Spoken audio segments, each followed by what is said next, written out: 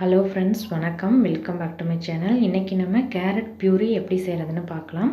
6 month complete ஆன பிறகு வெஜிடபிள்ஸில் நான் ஃபஸ்ட்டு கேரட் பியூரி தான் செஞ்சு கொடுத்தேன். அதை எப்படி செய்கிறதுன்னு பார்க்கலாம்.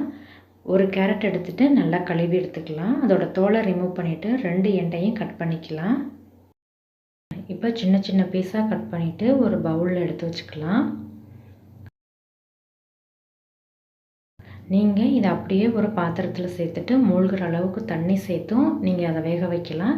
இல்லைனா இட்லி பாத்திரத்தில் தண்ணி சேர்த்துட்டு இட்லி தட்டில் இதை எடுத்து வச்சும் ஆவியில் வேக வச்சுக்கலாம். நான் ஒரு கடாயில் தண்ணி ஆட் பண்ணிவிட்டு அதில் அந்த ரேக்கை வச்சுட்டு அது மேலே இந்த பவுலை வச்சு நான் வேக வைக்க போகிறேன். நீங்கள் இந்த 3 மெத்தடில் எந்த மெத்தடில் வேணாலும் வேக வச்சுக்கலாம். இப்போ ஒரு கடாயில் தண்ணி சேர்த்துட்டு நீங்கள் கடாயில் டைரெக்டாக தண்ணி ஆட் பண்ணி வேக வைக்கிறீங்கன்னா நல்லா மூழ்கிற அளவுக்கு தண்ணி சேர்த்துட்டு அந்த தண்ணியை கீழே ஊற்றாமல் அந்த தண்ணியையும் அரைக்கும் போது சேர்த்து அரைச்சிக்குங்க. இப்போ இதை அப்படியே மூடி வச்சு மீடியம் ஹீட்டில் வச்சு ஒரு 10 நிமிஷம் வேக வச்சுக்கலாம். கேரட் நல்லா சாஃப்ட் ஆகிற வரைக்கும் நம்ம வேக வச்சுக்கலாம். இடையில ஓப்பன் பண்ணி நீங்கள் செக் பண்ணிக்கலாம். இப்போ ஒரு 10 நிமிஷம் ஆயிடுச்சு. இப்போ ஓப்பன் பண்ணி பார்க்கலாம்.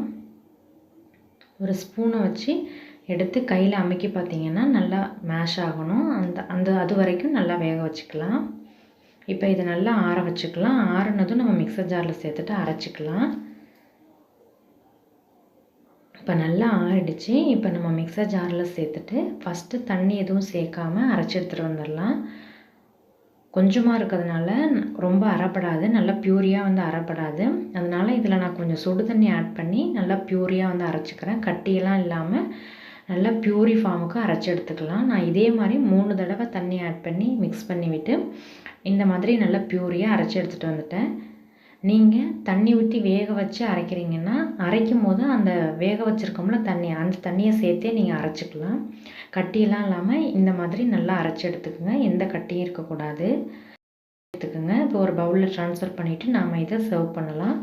நான் இதை லஞ்சுக்கு ஒவ்வொரு வெஜிடபிள்ஸாக கொடுப்பேன். அதில் ஃபஸ்ட்டு நான் இந்த கேரட் பியூரி தான் கொடுத்தேன். நெக்ஸ்ட்டு நாம் பம்கின் பியூரி எப்படி செய்கிறதுன்னு பார்க்கலாம். நான் 6 மந்த் கம்ப்ளீட் ஆனதும் இந்த பம்கின் பியூரி இந்த மாதிரி தான் செஞ்சு கொடுத்தேன்.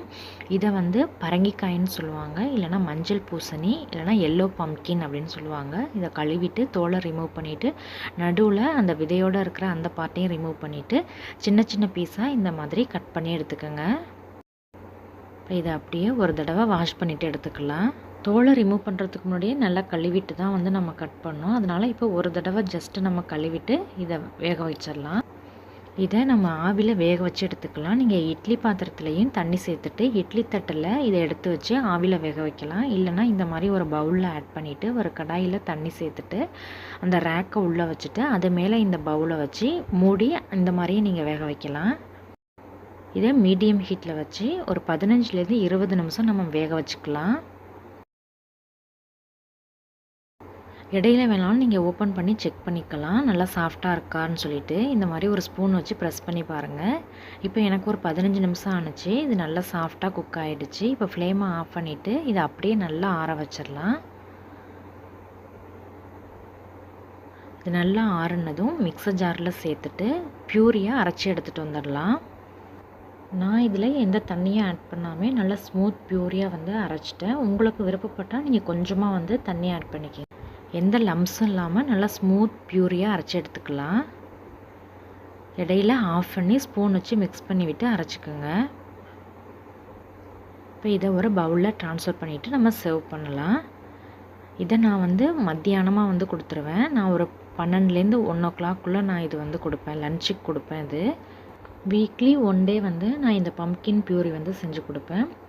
நீங்கள் ஃபஸ்ட் டைம் கொடுக்க போகிறீங்கன்னா உங்கள் பீடியாட்ரிக்கை கன்சல்ட் பண்ணிவிட்டு இந்த மாதிரி செஞ்சு கொடுங்க. இந்த மாதிரி பேபி ஃபுட் ரெசிபீஸ்க்கு நம்ம சேனலை சப்ஸ்கிரைப் பண்ணி பெல் ஐக்கானை கிளிக் பண்ணி ஆளுங்கிற ஆப்ஷனை கிளிக் பண்ணி வச்சுக்கோங்க. தேங்க்யூ ஸோ மச் ஃபார் வாட்சிங்.